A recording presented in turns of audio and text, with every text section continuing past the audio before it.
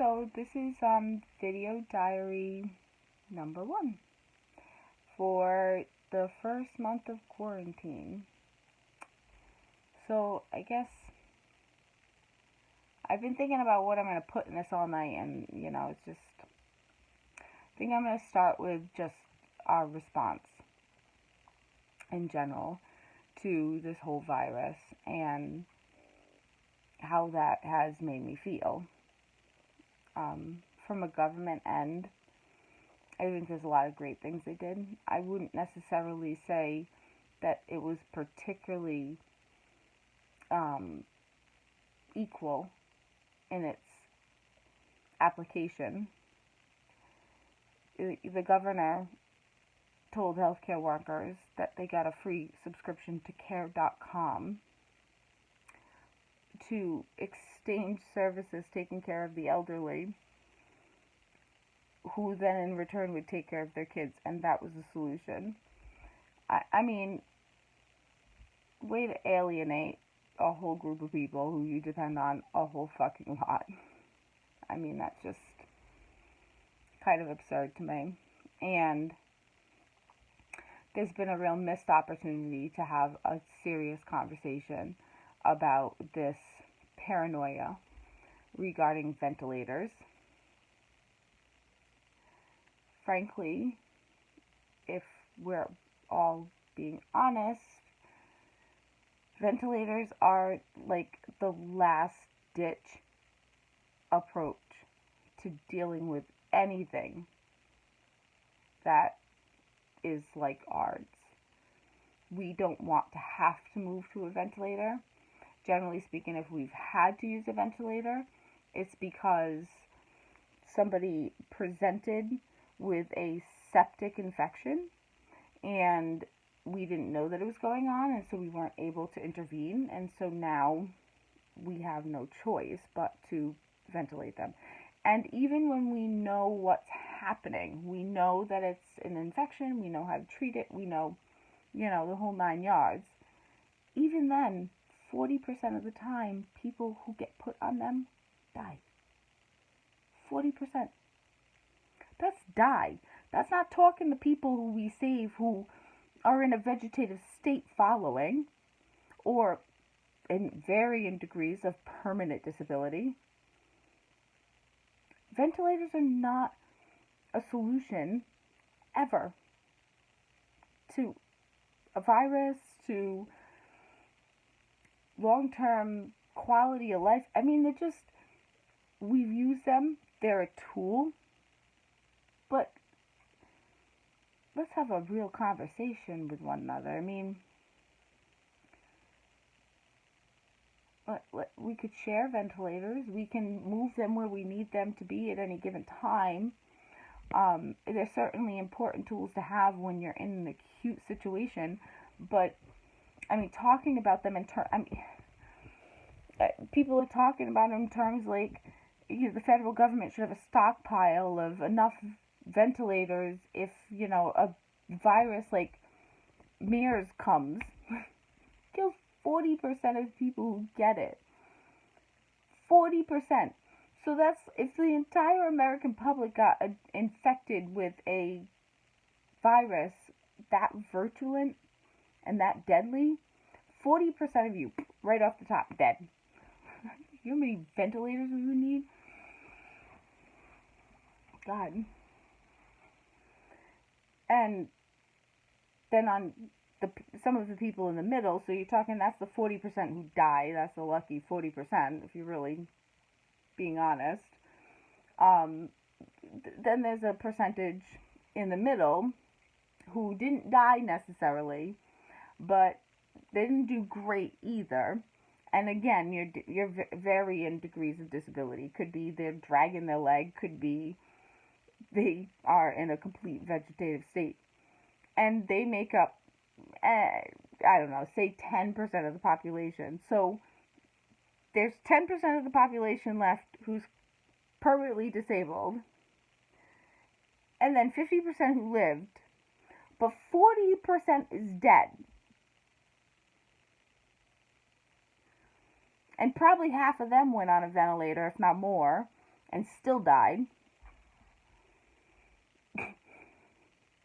I mean, at the end of that, do you think you'd really ever look back on that situation and say, gee, if only the federal government had a bigger stockpile of ventilators? I mean, that's like shit that would not, it doesn't, it's a stopgap. It's not a fucking fix. So,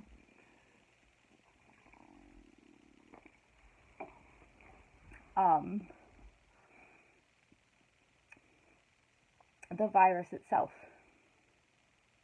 the failure of the medical community to say definitively, you simply don't know what you're doing. You don't even know what you're responding to.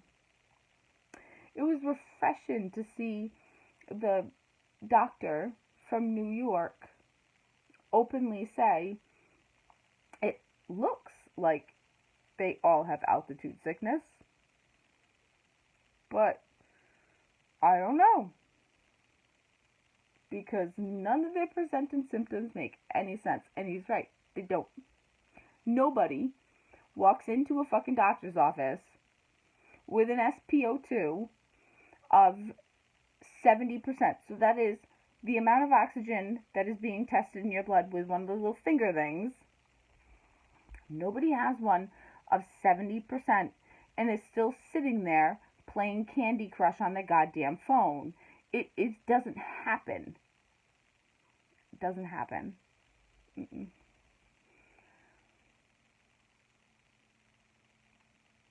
It's illogical. Anybody who is that hypoxic, meaning they don't have any, the amount of blood in their system that they need to survive, to sustain life. Nobody's at 70%. They're mostly in the 90s. Nobody's at 70% and sitting there calmly. Even in the low 90s, people who have a decrease in oxygen in their blood will start to show symptoms of what we call hypoxia. But I think that's a little wrong at this point. Simply because, frankly, if hypoxia could be measured by their response solely to the low amount of oxygen in their blood, then somebody with 70% oxygen wouldn't be standing there like they are. In somehow, some way, some manner, that oxygen is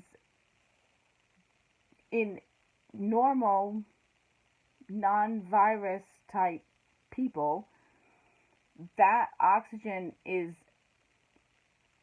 in a inverse relationship, a codependent relationship with carbon dioxide. And what we're responding to physiologically, so what our body does, is actually responding to a change in the amount of carbon dioxide we have in our blood. And it would have to be that simply because when carbon is normal, and that's what we're seeing in these patients, when carbon remains stable or at what we would consider homeostasis, normal range, somebody could have I've had people recently died with SpO2s of 70%, and this person's standing there chatting like it's not a big... I've seen people drop to the low 90s, and you would think that they're talking to chairs, they're freaking out.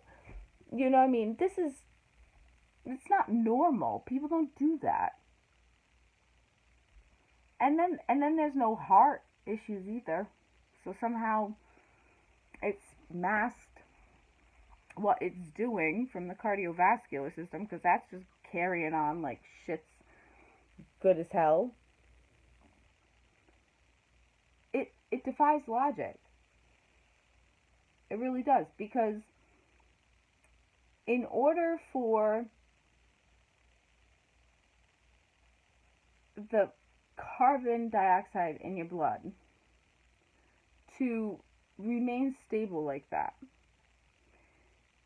it means that the virus has to somehow be affecting what's happening with that oxygen. Maybe it's hiding it. It's a fun game of hide and seek. I'm pretty over it, but it's disappeared. It's just disappeared. Because gas law dictates that if carbon is leaving, an equal amount of oxygen will be coming in. We don't have any control over that. Our lungs aren't gods. They don't have the ability to change the gas laws. They just are. Oxygen comes in, an equal amount of carbon goes out, which is why what we're seeing is not high altitude sickness. It simply isn't. Because in high altitude sickness, what happens is as you go up, there's less oxygen in the air you breathe in. So you breathe in the same amount of volume, but the oxygen concentration is lower. And so the oxygen passes through those membranes into our bloodstream, but it's a lower amount of oxygen than we're used to, and the carbon, only the amount equal to the oxygen that went in, is allowed out. So then there's still carbon on the outside of those membranes that are basically saying, hey, we want the fuck out. And they cause the lungs, which is our first defense mechanism, to hyperventilate, to become hypertensive, because they want to get as much air as possible so that carbon dioxide, which creates a positive pressure, is able to leave. Now, if you walk down the hill a little way or you put oxygen on, you can reverse that effect, because as soon as you have plenty of oxygen coming in, you can get all of your carbon out. But if you keep going and you allow that pressure gradient caused by the inability to get rid of that carbon to keep getting greater and greater and greater, eventually it'll become so hypertensive that it could break those membranes. And that's when you see that shift. And this is the shift that we're seeing in COVID patients that is ultimately leading to ARDS and causing the need for ventilation in the first place. And it happens extremely fast. And it's basically pulmonary edema. It's your blood flow basically leaks into the tissues of your lungs, and it's just filled with all of this infiltrate, this water that you can't breathe through. And in high altitude sickness, which that shift is called high altitude sickness to high altitude pulmonary edema, that shift can be reversed easily with oxygen, or it can be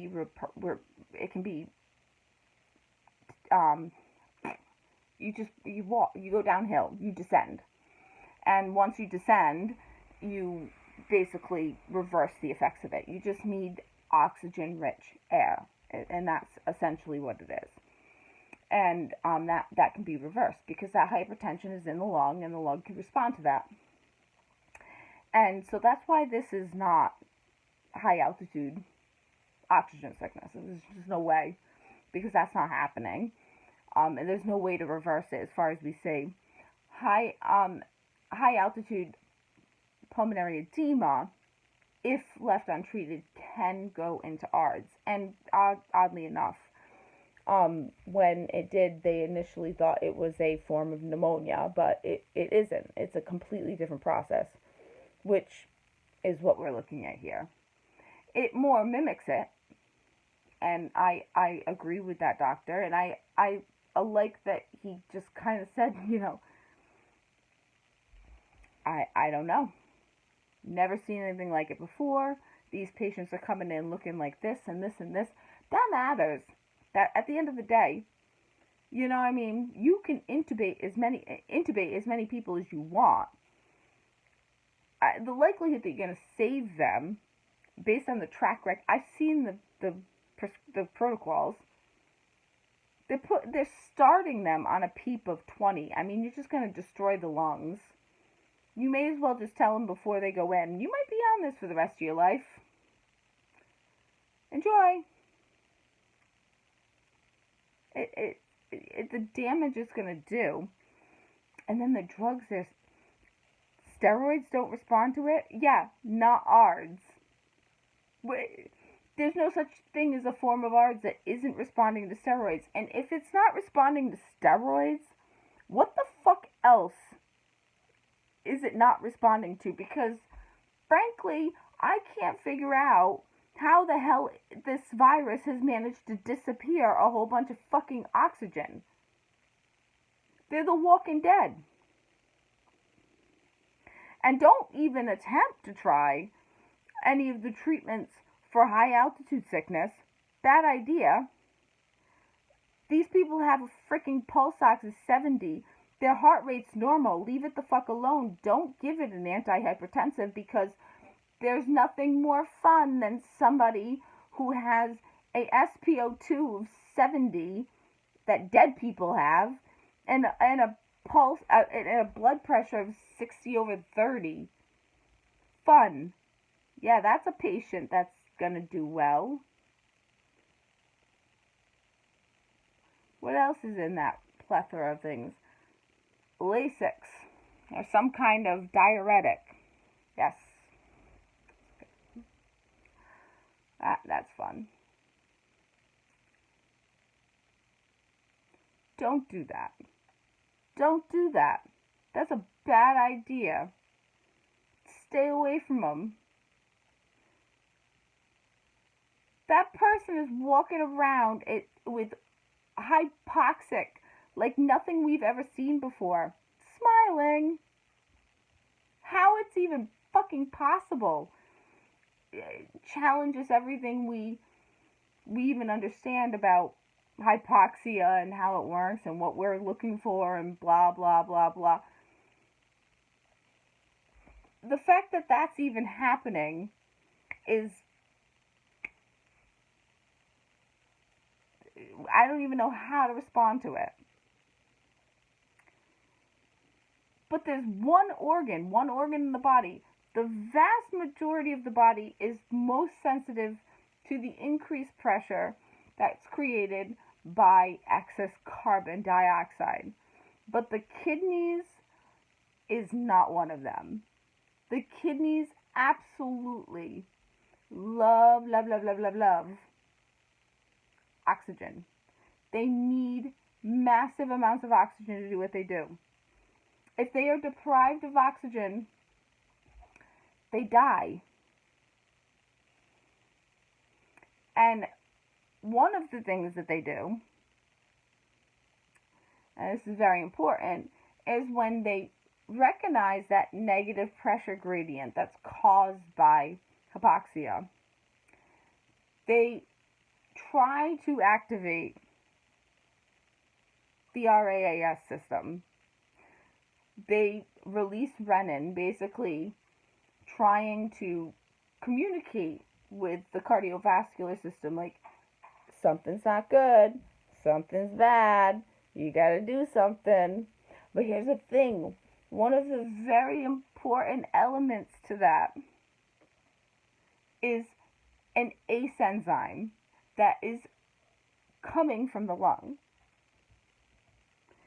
And so, whatever this virus is doing, somehow it is managing to eat up and hide a whole lot of oxygen and a great deal of ACE.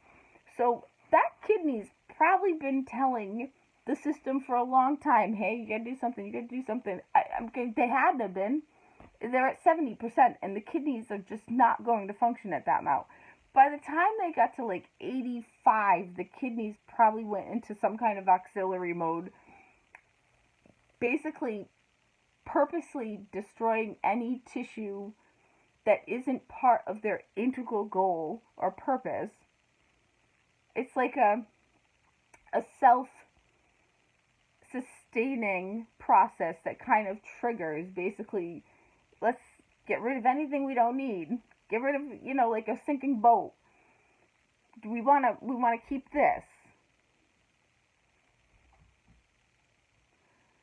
And you go and give kidneys in that state a diuretic,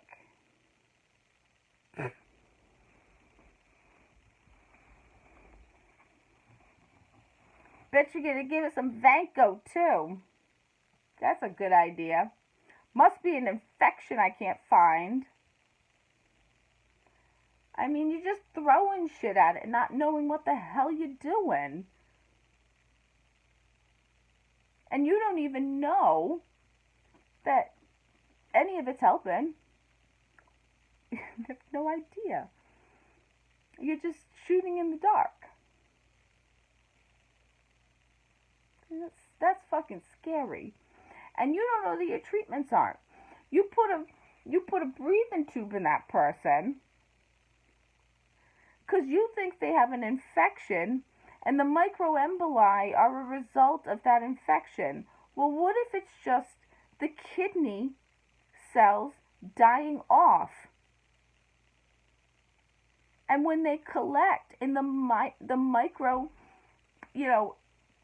vascular of the lungs, that hypertension caused by that collection stopping the flow is what ultimately causes it to shift, looking more like high altitude pulmonary edema.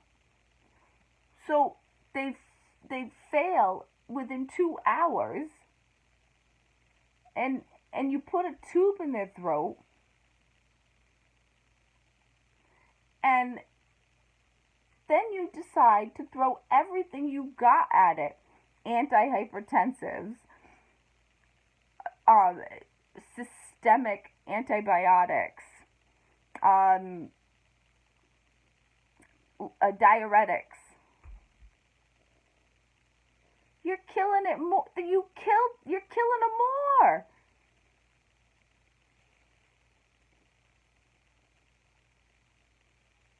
You're actually making it worse. I mean, treat this shit like baby food. Introduce one food at a time. And if they respond well, try the next. I mean, no, you just don't. You think they have an infection? Give them. I mean, you just. 90% of them are dying. You may as well not put them in the tube in the first place. We're sitting here having a freaking national heart attack about what? We don't want our frontline workers to have to choose between whether 90-year-old grandpa or 5-year-old Charlene gets the last of the ventilators. You're just intubating people for the fucking sake of doing it and throwing anything at them with no idea what you're looking at.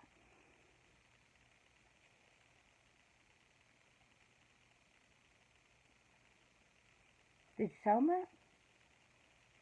Because now would be a good time. It's not normal. Whatever the fuck has happened is not normal. It's not normal for people to all of a sudden, not have oxygen, but have a normal level of carbon dioxide. If carbon dioxide is leaving your body, unless the virus is somehow utilizing it in some way, but if it's leaving your body, then whatever amount is leaving your body, oxygen is coming in that same level. So why they are so hypoxic is beyond me. If there's some kind of hydrolyzation, never mind, I didn't even say it. Something's happening. I just don't know what it is. But after this, we're definitely going to be in for a whole lot of rude awakenings. And I think it's going to come back, especially on us healthcare providers and workers and infrastructures, that we weren't really that honest about, what the risks and benefits of our intervention was. And it's going to come back on us when we start to realize that so much of what we did potentially killed our patients and not saved them. And the inability for us to admit that, and the kind of hysteria that got created regarding, the acquisition of these devices that are just, they're not a long-term solution. They're fine for like a really small window of time when you don't have any other option. But at some point, when that person comes in and they're standing there talking to you like, there's nothing wrong with them, and their entire face is blue and the hands, they look like a smurf. The heart rate's normal, and their cardiovascular system isn't showing any signs of stress, and the carbon dioxide is normal for whatever reason. I mean, that's when you kind of got to sit down, pull out that notebook, and say, listen, I need you to tell me over the last couple of weeks, have you noticed anything unusual? Things that are just off from your baseline. Maybe an odd rash, night sweats, weird dreams, anything, anything weird. And when they say, well, what are you looking for? Just tell them, like, straight up, I don't know. That's why I need you. I need you to tell me. Because if you don't get to them when they're talking, the next time you're going to see them is when you're sticking a tube in their throat. And, that lot of good that's going to do. And you got to recognize the idea that our body can continue to regulate and sustain in a extraordinary hypoxic state, so long as, for whatever reason, the effects of carbon dioxide on our response systems that we utilize to assess respiratory distress and all sorts of things, so long as that paradigm is no longer in play, stop using meds that we used to use for different things, because everything you thought you knew was true, it's not. It's really, really, really not. I mean, anything you add to the mix has the potential of that virus being able to